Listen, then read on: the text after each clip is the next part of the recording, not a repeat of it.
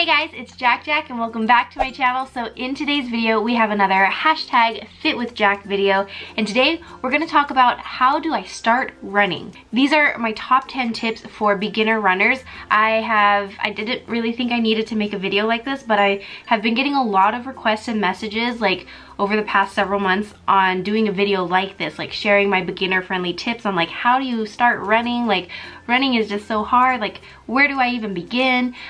So that's what this video is going to be about. I am no like running expert, but I do love running, and I've been running since high school.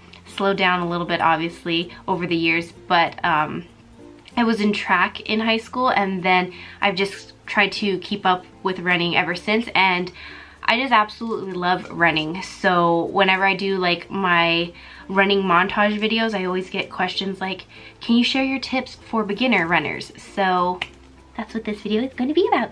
If you are new to my channel, make sure you hit that red subscribe button and the little bell so that way you are notified of future videos and you officially become part of the Little Flower family. So I got my little notes right here, and I wrote these all down, but they're not like in order, so we're just gonna go through these notes, shall we?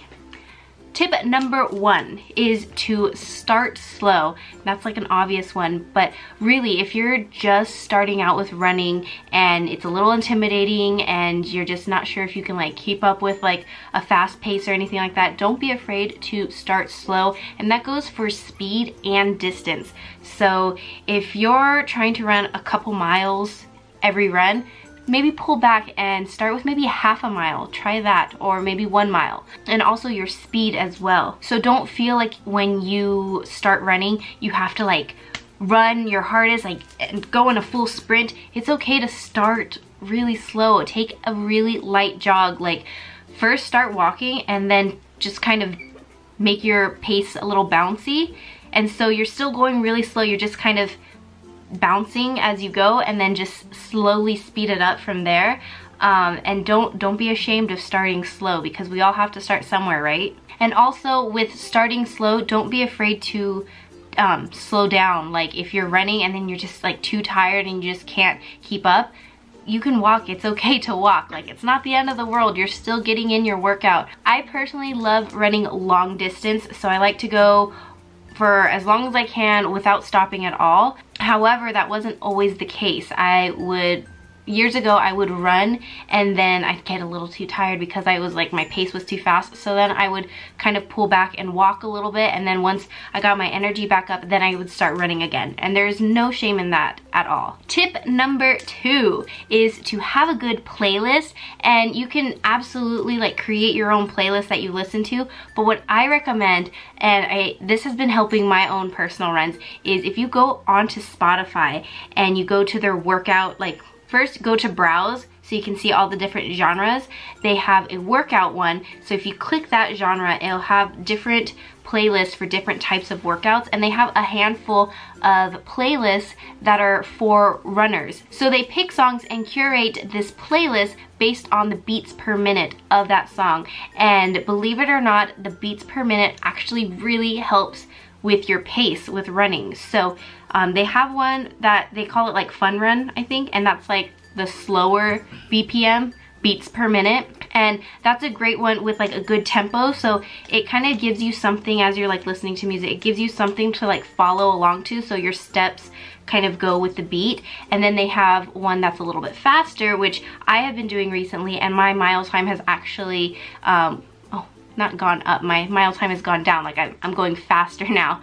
So the beats per minute really make a huge difference. So if you haven't tried those playlists out on Spotify, definitely check them out, because as a runner I feel like they are really helpful. And then they have an even faster one for like the speedy runners, which I am not there yet. Tip number 3 is to move your arms, and this was something like I would always focus on when I was in track in high school. We used to run like up to 10 miles a day, so we would be running all the time, and when your legs get really tired, sometimes our mind, we focus on our legs running, which ultimately makes us go slower and even makes us stop running because we're so focused on how tired our legs are.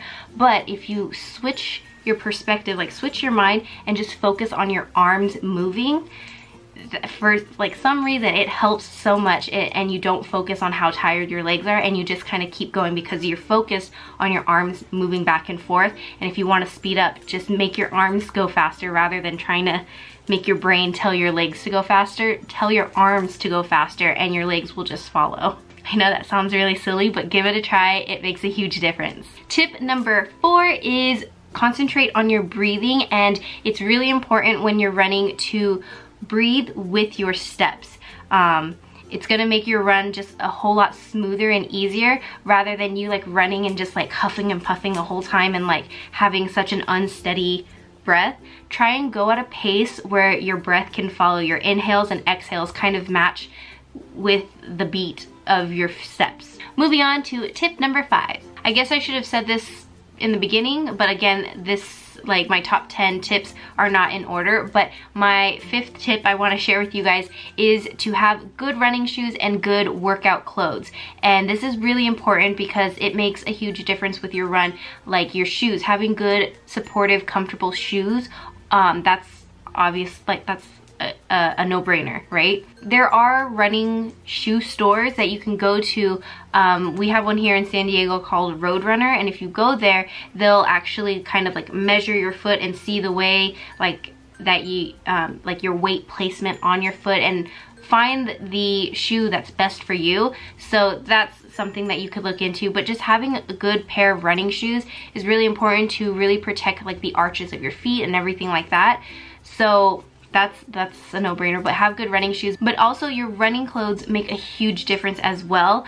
Back when I was in high school, I would always run in tank tops and shorts, and I was totally fine with that. But as I've gained a little bit of weight over the years, if I run in shorts and a tank top, I am so uncomfortable because first of all, I got the girls going everywhere, and second, I have my thighs rubbing together. So it's really important to find the workout clothes that work best for you and your body type. So I always love wearing high-waisted, really tight workout pants because they kind of stay in place, and I just prefer high-waisted with my body shape. It's a little more flattering. So that's what I always use to run, and I like wearing pants because then I don't have to worry about shaving my legs, duh.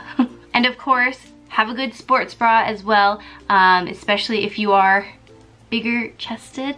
A sports bra is a must. You cannot go without one. And a little tip is to double up if you don't have a sports bra that's supportive enough. When you have a bigger chest, it can definitely be a lot harder to run or want to run because of how painful it can get. So investing in a good sports bra, I'll have one linked below that I picked up from Amazon that I really like, and so I'll leave that linked below. And I think they're actually designed for women with bigger chests, so hopefully that helps you guys out. But if you don't have like a really good sports bra and you don't want to invest, well, I highly recommend you do, but if you don't, just double up on your sports bra and that will help as well. Or even sometimes I'll wear my regular bra and then a sports bra on top for that like extra support, so that's always an option too. But just make sure your clothes, your sports bras, and your shoes are all on point when you go running. Tip number 6 is to have a running buddy. This makes such a huge difference because number 1, it's gonna hold you accountable, and number 2, it's gonna make your runs more enjoyable, and number 3, it's actually a lot safer, especially if you're a female. It can be a little dangerous running nowadays. So having a running partner is super awesome, and it's just that little motivation. You guys can like keep each other up to date, like hey, are we still on for our run today, and have this routine with a running partner, and you'll find that you're less likely to quit the habit of running when you have like a partner to do it with. You guys will keep each other motivated and keep going together. Tip number 7 is to be consistent, and I know that sounds like a no-brainer tip, but it really does make a difference if you're consistent with your running. Whether it's like running every single day or running twice a week, 3 times a week, every other day, whatever it may be for you, just stay consistent with that routine, because let me just tell you, I've experienced this way too many times. Once you fall off your routine of running, when you try to get back into it, it's like a little bit harder, and you're like, oh, I'm really out of shape. And this is hard, and then that can be a little discouraging. So keep up with your consistency with running.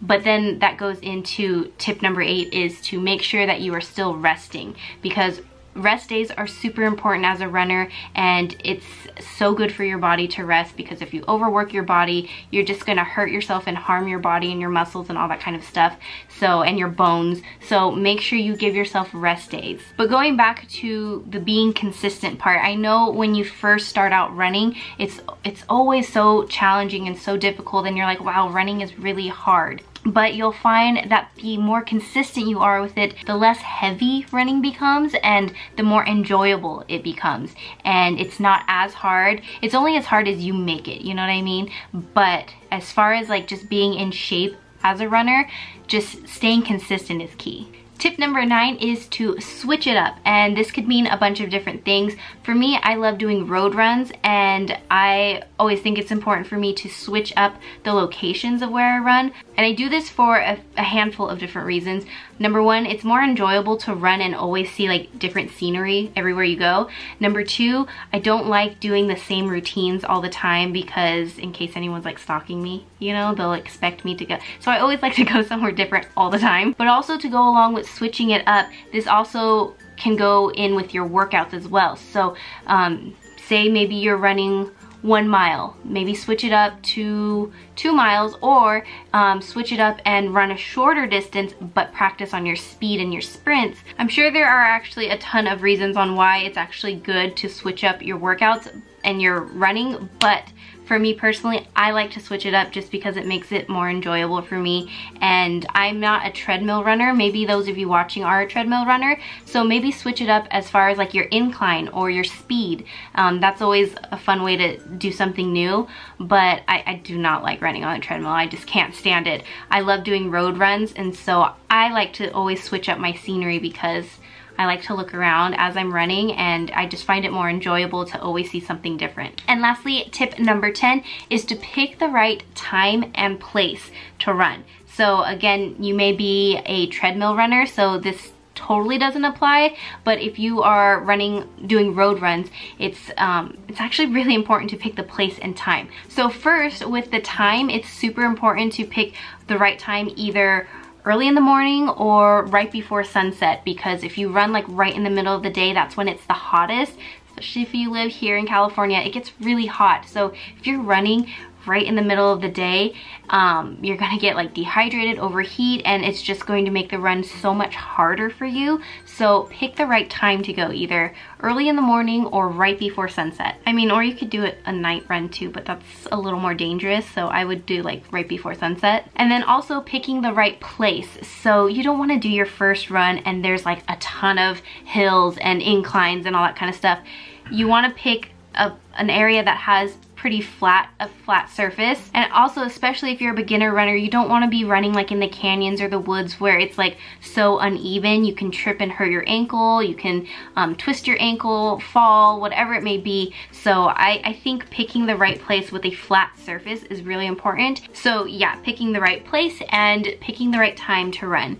So those were my 10 tips for beginners. I hope this video helped you guys out. I'm sure there are a ton of way better videos from like actual professional avid runners that you can find here on YouTube, but just me sharing my personal top 10 tips for beginner runners. I hope this video helped you, and if you haven't tried running, you haven't really given it a chance, maybe try some of these tips that I shared, and hopefully your running will be either more enjoyable or just a lot easier for you to conquer and get it done, you know what I mean? So thank you guys so much for watching. Again, don't forget to subscribe, and if you'd like to see more running style videos, make sure you let me know in the comments below. I love you guys so much, and I'll see you next time.